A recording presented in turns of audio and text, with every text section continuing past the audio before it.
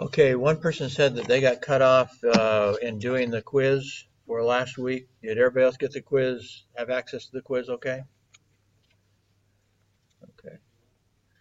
Um, the presentations. So team one or chapter one, we'll call them T1. Um, have you guys, I didn't see your video. You're supposed to prepare a video and send to me. Who's team one? Um, is that ready? If I need a, we need to schedule a time to let it, for this, everybody to watch it as part of their homework. Team two, who's team two? You guys are two? Okay.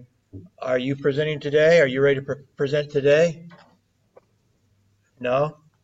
Okay, well, we need to be going by this sheet here. And we can afford, a lapse today, for example. We need people to be ready, and so I'll spend a little bit of time talking about your presentations. But yeah, we need to get into our schedule, or we're going to run out of time. I need to have time each week to do my presentation. Then if we have two presentations in a week, that cuts my time way short. So I'm trying to make it one student presentation a week, so that I can, whenever possible, so I have more time, and trying to balance it out to cover topics that I've scheduled. So next week.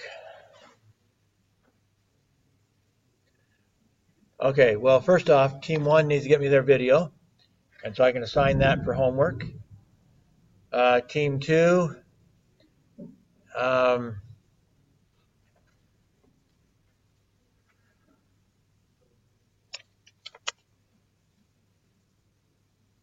okay, I guess we'll slide back 1 week. I don't want to have two presentations next week because our subjects right now are, I think, too important.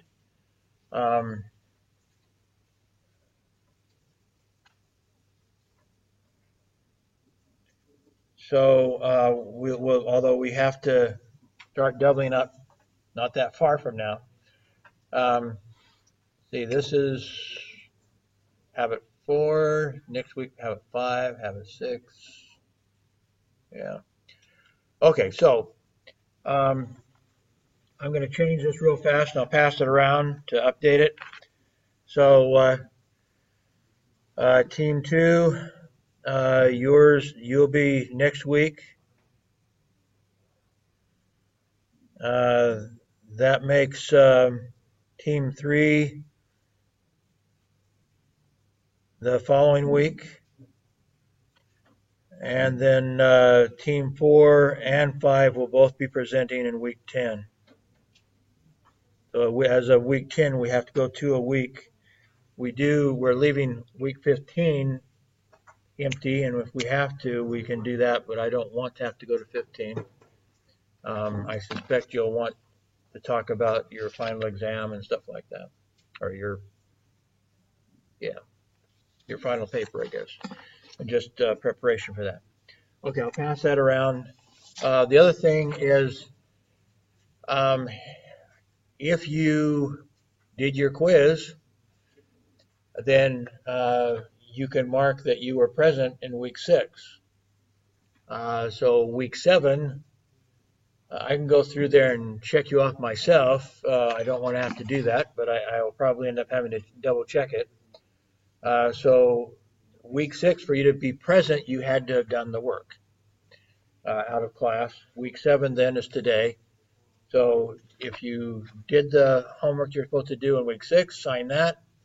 And of course, if you're here, then sign today, week 7. Any questions on that? Okay, we get ready to do the presentations. I've gone through it slightly in the beginning of the semester about what my expectations are for your presentations. Let me maybe just take a few minutes then and oops, not where I wanted to go.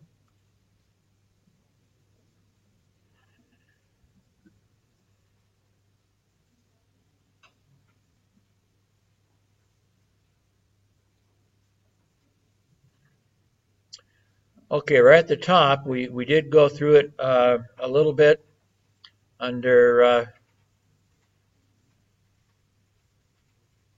I think in week 2 or something like that. I don't remember exactly when we went through it, but let me go ahead and call that up and just remind you real quickly. I'm not going to take a lot of time with this. The main thing I say is read this. This is how I'm scoring you. So if you don't read this, that's your problem, not mine. Um, I think it's also we had updated this at one point too, or had a little bit more feedback someplace else. But I'll just go review this one anyway. You might want to take some additional notes. So the first presumption under basically we've got 4 main things we're looking at when I score you on your presentations. First off, let me blow this up.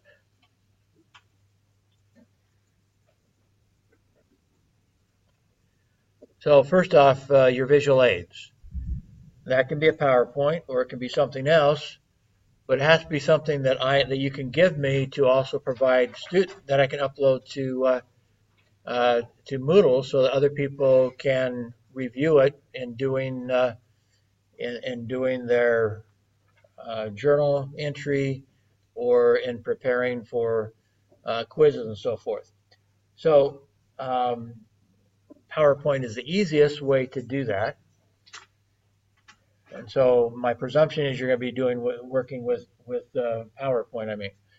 With PowerPoint, so that I can turn that into a PDF and upload it to Moodle, and everybody can have access to it.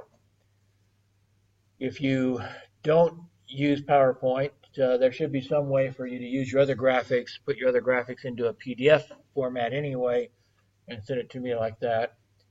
But PDF is the easiest. And you're not really going to get,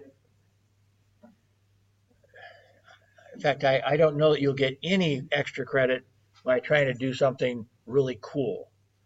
I know there's some online anti-PowerPoint things that look really cool, but then it kind of fouls me up with providing, unless you can also make a PDF of it for us, it kind of fouls up things for other students. So generally, I just suggest just do PowerPoint. The same thing is true also when the last thing I'm going to cover it now. I'm going to go down to the last thing.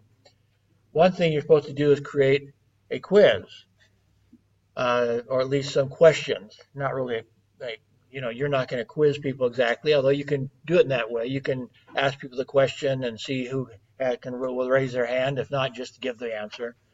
And so it's not really a quiz, it's a review of what you did. I might turn it into a quiz. And so you're supposed to do at least one question per person. In fact, that's about the right number. One per person. With the number of people we have, you have plenty of questions. So write a question about the part you're presenting. And it should be a fairly reasonable question, not a stupid question, not too easy of a question, but a question that makes, that is not too hard, not too easy. It's a little challenging, but not something that you should be able to guess without even being here. Not that easy, but not so hard that you have to go to the book to look it up. Okay, so make sure the answer is in your PowerPoint that you presented. So each person should be participating in creating the PowerPoint. Each person should create one question for their part of the PowerPoint with the size of the teams we have in this class. And that should be plenty. And so at the very end of your presentation, you should just review the questions. Again, you can bring up a question and then see, if somebody wants to answer it. If they don't, just give the answer. Don't waste a lot of time with it. Be sure that your PowerPoint has the answers on it. So when people go back to Moodle to look at it, they can see not only the question, but the answer. Okay. Any questions on either of those, either part one, the PowerPoint, or part four? There's other aspects, other things that I've put in number four. Number four is kind of a catch-all, but one of them is the questions. One of the most important ones is the questions. Probably I'd say the most important one is the questions. The others are just kind of like, you know, a lot of various things. Did you start on time? Were you really ready? In other words, when we walk in here, I want you to present first, so you should be waiting right here when I walk in that door. If it's your day to present, you should be right up here ready to go. Plug in, if you're doing a PowerPoint, plug in your thumb drive into the computer. We'll download it into my desktop and have you ready to go, and you'll present first. Okay? So be right up here ready to go when I walk in that door. Did you present it in the more or less the time that I said? I'm not going to be real picky on that. If you go to 22 minutes or 23 minutes, I'm not going to penalize you. If you're at 18 minutes, I'm not going to penalize you.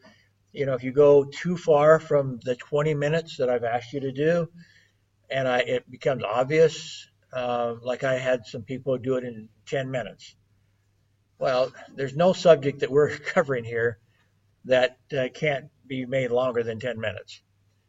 So you should be up around 20 minutes.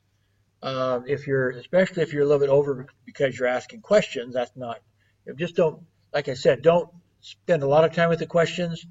If you want to ask the question and see if anybody wants to answer it, that's great. But if nobody raises their hands to answer it, you give the answer and go on. They can study it themselves later. Be sure to have the answers in there.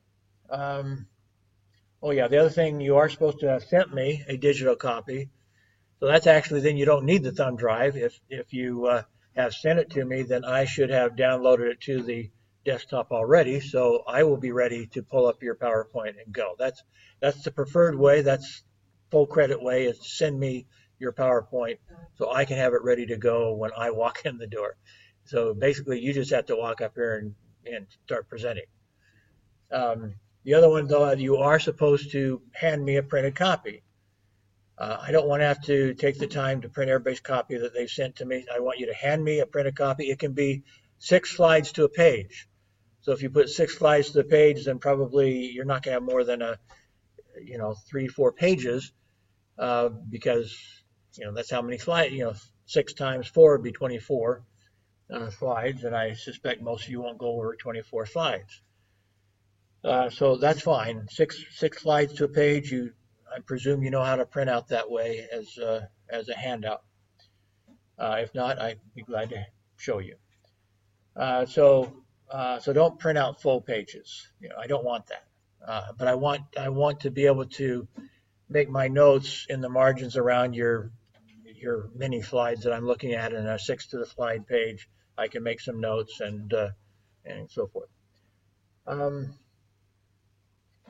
As far as when I say, did they use sources beyond those required, if helpful, and in this class, you've got so much to cover in your chapter, I don't really expect that. You may actually get fewer points if you try to go too far out of your chapter, because you won't cover your chapter adequately. Most of you have like 30 pages or so to cover in your chapter in 20 minutes. You've got probably at least twice as much material to cover than you can cover. People keep asking me, well, do we have to cover the whole thing? Well, let me answer it again. Please listen. No. It's your responsibility to figure out what's the most important part of your chapter. I will grade you on whether you found the most important parts. Okay?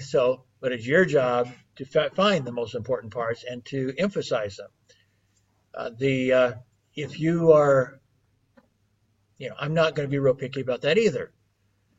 But on the other hand, if you've chosen only the easy parts, that becomes a little bit obvious to me that you just went in and you didn't want to take any time to review the chapter seriously, and you just chose the first 5 parts. Everything came out of the first half of the chapter, and you didn't cover the most important stuff. Well, that's going to get penalized. Okay, that's going to be obvious. So somebody should be going through there. If not all of you, at least somebody should go through there and skim through there. Spend a half an hour or something skimming through that chapter and deciding what's really important to the students in this class.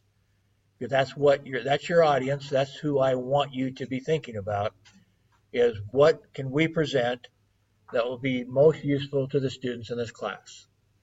And that's what you present. Do not try to present the whole chapter. Try whatever you present well. That's what I want. Whatever you present well. And present the best stuff.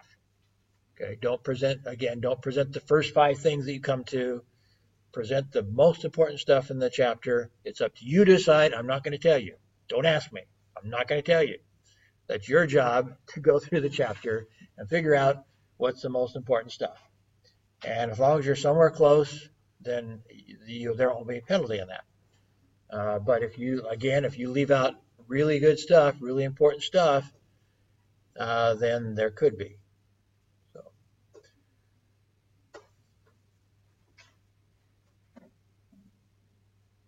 There is in one of the few areas where additional stuff might be rewarded would be if the chapter is too Americanized. I mean, it all comes from America. And so if it's too Americanized and you guys can localize it in a way that is more meaningful to students in the class, that would be recognized. That would be extra credit would be given to that. Now, not every chapter lends itself to that, but some do. I mentioned previously that one example is in trying to figure out what to present is that some of the chapters talks about the non-traditional students. And that means, as I said before, that means people that are working a lot and just coming, running into class on campus to go to classes and run out again. Or people that are married and so they have family responsibilities. But those sorts are the sort of people that would be non-traditional. There might also non-traditional might be people that are doing all their work online. Well, that's not even an option here. Some of us use online materials, but you can't do all of your work online. There's no program that's been authorized to do that. So when they talk about non-traditional, that's again from an American perspective. That in many cases it just isn't an option. Along that same line, in America, students have much more freedom to choose what they want to take. In Asia, usually that's not true. That you have a few choices, and it's usually a choice from A or B, something like that. You have very few choices to make in most of your programs, and so it may make some reference to making your choices. Well, you have very limited choices. In America, you can take extra classes. It might even say something like that it's worth taking extra classes. Well, our program is such that they really don't give you a chance to take very many extra classes, if any. They want you in and out. You get your number of credits and you're gone. When I graduated with 15 credits, more than I needed, and I was actually planning to come back for another semester. So I was going to graduate with 30 to 35 extra credits because I was taking stuff I wanted to take. I was taking classes for the knowledge, not for the credits, so to speak. And so there was, I anticipated staying around, but then I got a job offer and was able to wrap it up in 4 weeks. I had to take one class. We had the option of taking some classes by correspondence. We didn't have internet yet, so it wasn't online, but it was all by mail. And so I took one class by correspondence, got that done in a month, and then the other class, they allowed us to challenge a class and just take the final exam, and if we could pass the final exam, they'd give us that grade. And so there was in political science, I had a lot of knowledge about that, and so I said, yeah, I'll challenge that one. I'll just take the final exam. And so that was my worst grade, but I passed it and was able to graduate and go take my job.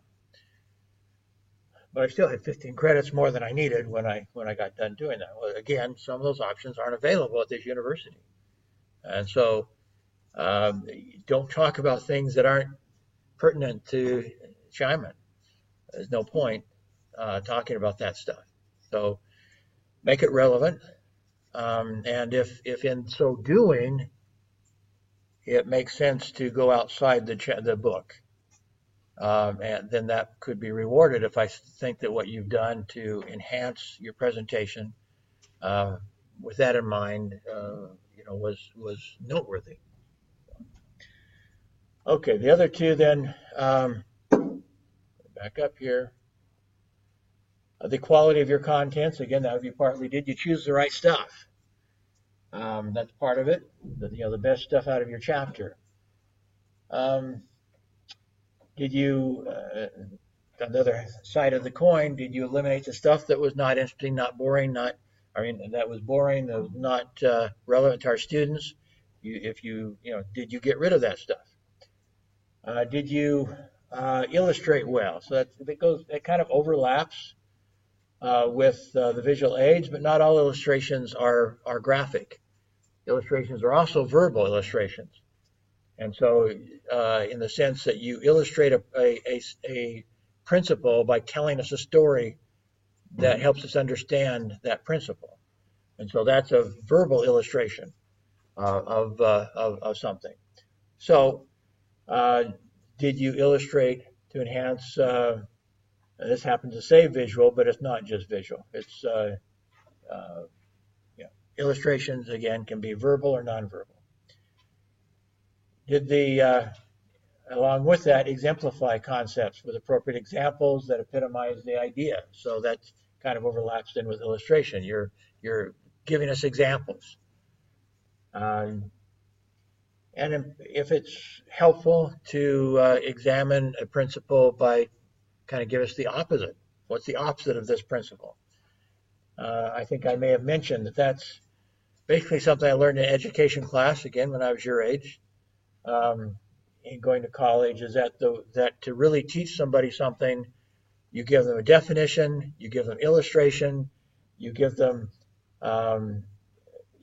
what it compares to, in other words, what is it like, and what it's different than. If you give somebody those four things, they should understand a concept.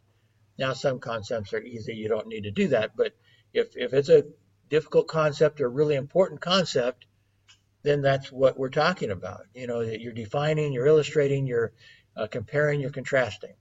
You're helping people, you're surrounding that principle, that concept totally so people can get it. Then the last one then is your delivery. And I have to admit that I put 25% in all these, but that may not be exactly true, because I find that when you tie yourself down to kind of a matrix, whatever you call it, a rubric, that's not fair either, because then you find yourself, how do you give extra credit for somebody who's actually done an extraordinary job? And, you start giving a credit, and you give it credit, they did good, and then somebody comes along and does extraordinary. And they really deserve more than whatever points you were planning to give them. So I found that true in debate. I was a debater in high school, and sometimes we would absolutely demolish the other team to where they're practically crying, and they would still somehow win because the rubric told the judges that they did something that we didn't check off a box somehow. Something that's stupid. Anyway, so the things under delivery, then the things I'm going to, are you excited about what you're talking about? The first person you have to get excited about your topic is you. There's no way you can get anybody else excited if you're not excited. You need to figure out, and that's part of choosing, by the way, the important topics in your chapter. What gets you excited? What gets you interested? Because if it's interesting and exciting to you in any way, then it's more likely you can express that excitement to other people. If you find it boring, don't present it. Avoid anything that you find boring because it's going to be boring to other people too, probably. You have to kind of presume that you represent everybody. So what's boring to you should not be covered. What's interesting to you should be covered. That's your best. I don't know any way to do it. That's what, as a journalist, as an editor, that's what I have to do all the time. What I have to presume that I represent the people, and I make decisions based on my own likes and dislikes because there's no other way to really do it. Enunciate, make sure that your presentation is clear, pronounce as clearly as possible, enunciate as clear as possible, emphasize important concepts in a way that makes them memorable. Again, that overlaps with illustrations, verbal and graphic illustrations, but there's other ways also in your presentation. Just for example, you get people's attention if you don't always talk the same level and the same speed. So sometimes you might talk very fast, and sometimes to emphasize, you slow down and make your point, and that change of speed will get people's attention. Or sometimes you can talk very softly, and that will get people's attention. Or you can talk louder, and that'll get people's attention. So the variation is part of what helps you give emphasis. And it's not always the same. Like I say, sometimes a whisper can be more powerful than a shout because it gets people's attention. So there's different ways of doing it, but how do you get people to listen? How do you keep their interest? How do you make things memorable? So explain concepts clearly. Contact, your eye contact. If you're reading all the time, you're down here reading your script or something, that's very hard to keep people's attention when you're not looking at them. You've got to be looking at people to really do a great job with that. And so if you're reading a script, it's almost impossible to do that. Now, can you read the script? You have my permission to, but that doesn't mean you're going to get a good grade, as good a grade. The better you know your material, the less you need to read, the more, the better eye contact you can maintain, the more you can speak naturally and emphasize it, as I was saying, with louder voice, softer voice, faster, slower. The more conversational you can make it, the more pleasing it is, the more memorable it is, the more you'll keep people's attention. And to the contrary, if you're reading and this did the presentation start on time, were the presenters good, ready and prepared? And so part of my grade will be, are people sleeping in the audience? Basically, are they paying attention?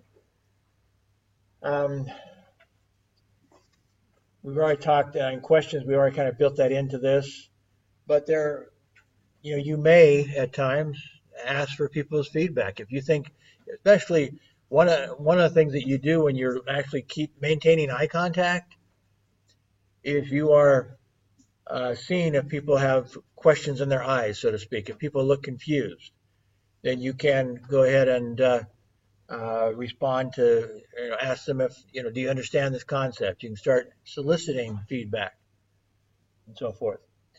Elaborate then in response in verbal and nonverbal ways if you think people are not understanding what you're presenting.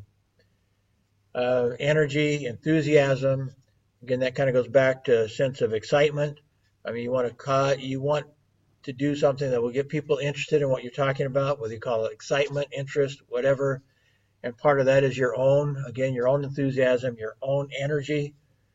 A lot of these overlap with each other. Ideally, you would end with something memorable. I mean, so these are elements of the delivery that I will be looking for, is have you fulfilled these. And if somebody does an exceptional job with this, it's probably worth more than 25%. just because this is the part that's most obvious. On the other hand, that could be true with any. I don't know. There's a couple of them that maybe not likely you're gonna get. In my mind, you're gonna supersede the requirements to such a degree that I would kind of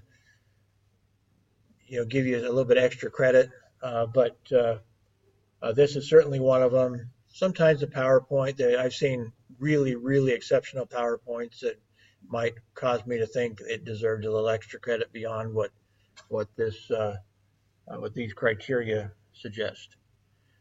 So, any questions on your presentations?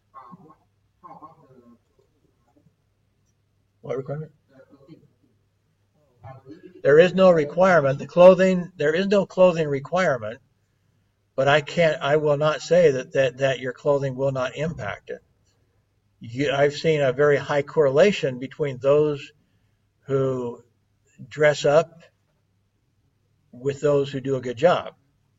I mean, that's kind of the last thing you think about, but it is something that I've noticed that the really exceptional teams end up doing it, but it's not on this list.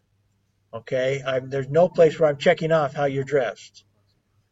But that doesn't mean that it won't affect the grade, not just on me, but on everybody else. It's kind of like the idea of eye contact. If you're up here and you've dressed really nicely and look like you're really a team and you've really worked to work together well, it doesn't just affect me, it affects everybody in very subtle ways that it's hard for me to calculate. So clothing is not on my list, but it absolutely could affect your grade. I can't say it won't, because it affects everybody. How you dress affects everybody. Okay, other questions?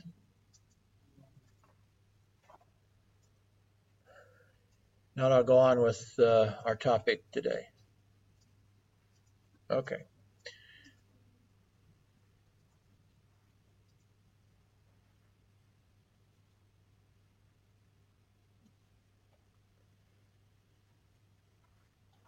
Now let me see if we have the videos back, the Wi-Fi back yet. It looks like we do. Okay, so I'm going to go ahead and go back to the video, and we'll watch a little more video before we go into my PowerPoint. For some reason I don't have a video of me, but that's okay. I'll figure that out later. We have committed the golden rule to memory. Let us now commit it to life, said Edwin Markham. Golden rule in Christianity is do unto others as you'd have them do unto you. And so that's kind of what we're talking about when we talk about win-win. If you say do unto others as you would have them do unto you. And so that the whole premise of this, as he said, is based on integrity, that you do the right thing. But he also believes strongly that you get better results by living in with integrity, with more than just a self-centeredness. When you really do want to do things in a way that will help others as well as yourself, and then if you use the right principles, that it works out better for everybody. One thing he didn't really talk about, but well, it does. I guess he was talking about the emotional bank account, where that really relates to trust. How long will people trust you if you always insist on a win-lose situation? How many people will trust you? They always expect to lose because that's the base on which you live. And so pretty soon they don't want anything to do with you. They don't want to be around you. That can be an employee. It can be a child. It can be a spouse. There's lots of people in your life who can decide, I simply can't be around this person any longer because I always come out the loser. They always come out the winner. And so they part ways with you. So just from that sense, that's one reason why somebody who thinks win-win can get more in the long run. Along with the other idea we talked about before about seeking synergy. That if you know how to do it, if you can brainstorm, if you can do things that will help improve everybody's outcome, then that pie can be bigger, as we talked about before. Many years ago, I was elected to the city council of the city where I was living. And before that, everybody, there was a story in the newspaper about, it seemed like every week at least, about the city being mad at somebody else, about some bad relationship within the city council or a bad relationship with another student or another government entity, such as the libraries were run by what we call a library district. That was a separate government entity than the city, but the library was in the city. So anyway, and then like I said, the city councilmen themselves were always arguing with each other. So when I was elected, I did rather well. I had by far the most votes. There were 4 seats of 7 up for election, and I spent the least amount of money and got the most votes. And so I maybe came in to council with a little bit of leverage, I guess. And so I came in and immediately said, you guys have been having a lot of problems working together. I propose that we take some time and that we have a serious brainstorming session, and then that we set common goals of what we want to accomplish as a city. And so we did that. One of the very first things we did in that first month when I was on city council was to go out of town to a hotel in a nearby city and turn off our mobile phones and so forth, and start sharing ideas of what we thought we wanted to accomplish in the coming years. And we had a chance to explain our ideas, and then we put the ideas up on a wall, and everybody went by and put a score on them, what they thought their value was, how if they agreed with this idea all the way or a little bit, not very much, that sort of thing.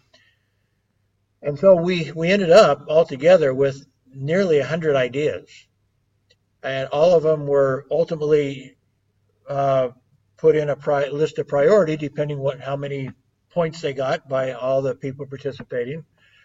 And just that process, again, brainstorming, one of the ideas of brainstorming is you can't outright criticize somebody.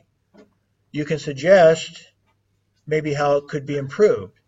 That's an interesting idea. Maybe we could do this. Maybe we can combine that with this other idea.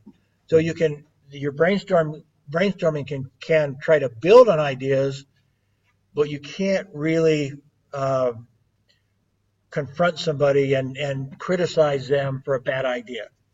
Now, ultimately, like I said, we went by and put scores on them, and so that was indirectly kind of criticizing, I guess. They came up, but it was a democratic way of doing it. The amount of disagreement in the council after that went way down, because everybody, first off, we had set goals. In fact, the goals that we set from that brainstorming were still being pursued 10 years after I was out of city council, because they were such good ideas. We had lots of good ideas, and they just kept going after them. After I was in city council for 4 years, they were still going after them for another 10 years or more. In fact, I think they're still going after them, frankly, probably 20 years, more than 20 years after I left council. So we had a good list of ideas, but everybody felt like they had participated in this process. So nobody felt like they were being ignored. Nobody felt like they were being abused in any way. Everybody got to share their ideas, and then we had this list of priorities. And if someday we got down, maybe your idea wasn't, we each could put in as many ideas as we wanted to. Like I said, there were 7 of us, and there were more than 70 ideas. So we put in a lot of ideas. So some of our ideas might have been towards the top. Some of our ideas might have been at the bottom. But at least we had our ideas heard, listened to, we got prioritized, and we began pursuing them. And we accomplished many really good ideas during that time. And like I said, even after I left council, they kept pursuing them and accomplishing them. Then I found, similarly, though, they also had a bad relationship with other agencies. As I said, the library district was one of them. the library district, again, a separate government entity, had its main library in our city. But the city itself had never voted to be part of the library district. Therefore, they were not getting taxes from the citizens of our city. And so every year they negotiated with the city to get money to run their library and to do other important work for the library district. And so again, right before I got on the council, they were mad at each other. The city said that the district was asking too much money, and the district said, well, we have to have it to do our job. And the city said, we're not going to give it to you. We'll start our own library, which would have cost them more money to buy, build their own building and buy books and all that. So that was a stupid idea. It was basically their option was a lose-lose option, as Dr. Covey was talking about. Is actually both sides were going to lose if they continued on this path, but it had not been resolved by the time I joined city council. And so what job did they give me? They said, Ken, you're in charge of, you're the liaison with the library district. The relationship was so bad that they would not even let me sit in the same room with them. So they had this room, and all their board members for the library district were sitting around a table, and they made me sit outside and look through the doorway. It was that bad. So it was almost comical about how bad a relationship they had. But I started asking questions and asking, what is the problem here, and how can we work better together, and gradually gained their confidence. They invited me into the same room. And what I found was, anyway, I came up with a proposal that I started. We never actually did bring the two together in the same room, but I acted as the intermediary for both sides. I understood what the council needed. They wanted taxes low, and I understood what the library district needed. They needed more support.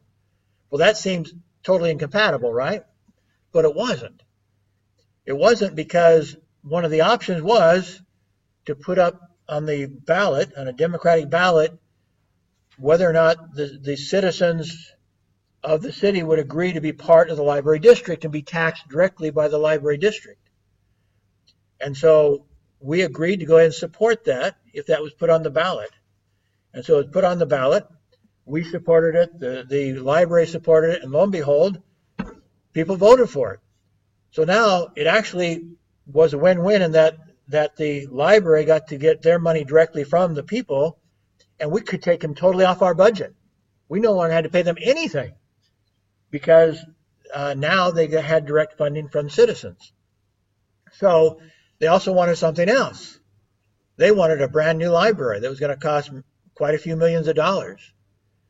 And so as part of that, we said, hey, when in our agreement to work together instead of fighting each other, we agreed to support a new library if it was in our city. So we already had their main library. Now we're going to build a new main library in our city.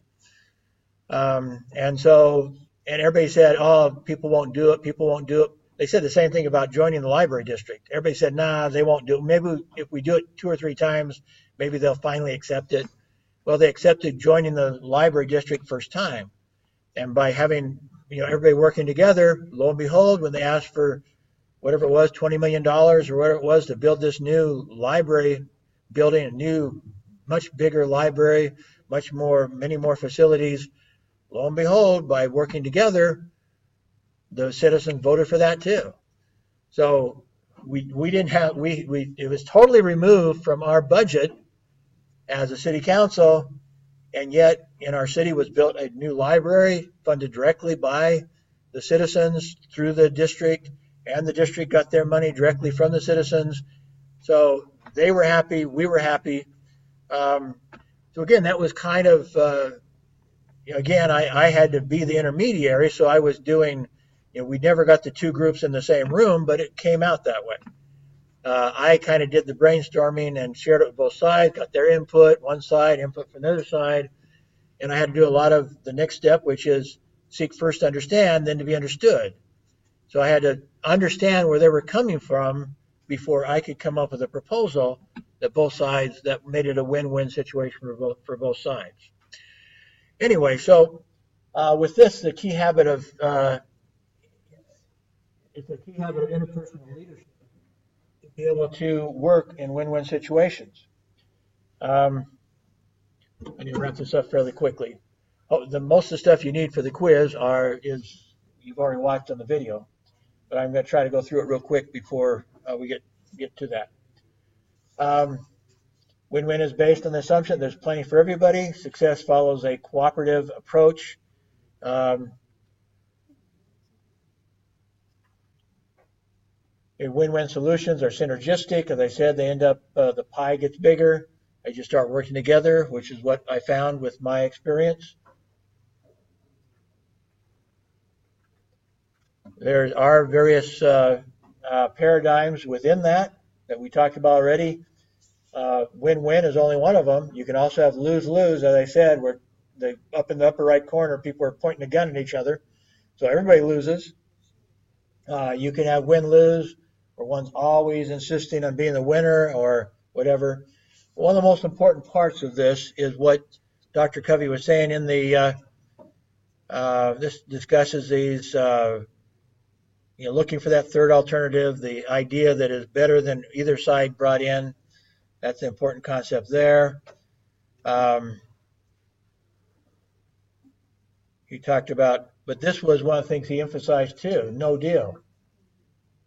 That no deal is one of your options. It has to be one of your options, or you're holding somebody hostage, so to speak. You have to come into negotiations or a relationship saying, I hope that we can work this out. I think that we can come up with a win-win situation here. But if we can't, I hope we can walk away as friends. I think that we can do this. We may have to do a lot of brainstorming. We need to understand each other, obviously, to see what you need, what I need to make it a win-win situation. But we have to be willing to walk away if it doesn't work. And so that's important to recognize that no deal is essential for you to make it work. We watched the first 4 videos. There's a few more. I think we're under less than an hour for the remaining videos that you are to watch. He had 4 dimensions of win-win: the character, the relationships, the agreements, the support system, processes. Remember his relationship to his son. One of the things he teaches is that that you need to be patient, that people have to buy into it in order for it to work, and you may have to have some patience while they really get their head wrapped around how this is going to be win-win and how they're going to accept their responsibilities. It may require some teaching. I mentioned last week, or the last time we met, how Dr. Covey himself had a new boss, and the new boss insisted that he actually be responsible for his geographic area in the world in this major corporation. And he was so used to having a boss that was micromanaging him, it took him a while before he really realized he had to do it. He had to be the boss of his area, and his boss wasn't going to bail him out. He'd give suggestions, provide support, but the boss was not going to tell them what the right or wrong answer was. The boss was making him be the decision maker in his area, which was in some ways a little frightening. It meant he had to think a lot harder, work a lot harder, because it was now on his shoulders. He could not just say, well, what do you think, boss, and do whatever his boss said. His boss wouldn't let him do it. Anyway, these are all in for future reference. Maturity is a balance between courage and consideration. So you need to understand, as a mature person, you need to protect yourself. You need to be willing to walk away, for example, but you also need to have the courage. You need to be considerate of other people, their feelings, understand them. You also need to be willing to walk away and to have that courage.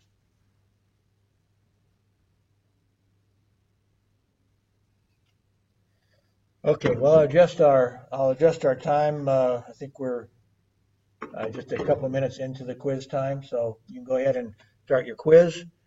I think we covered everything that is on the quiz. There are actually 15 questions, but a lot of them are true and false, and you have 15 minutes. So I will really not, I don't, right now I think it's not quite 15, but I will adjust it to 15. So we will go, well, it's basically 15 or 14 right now. I'll add another minute to it. So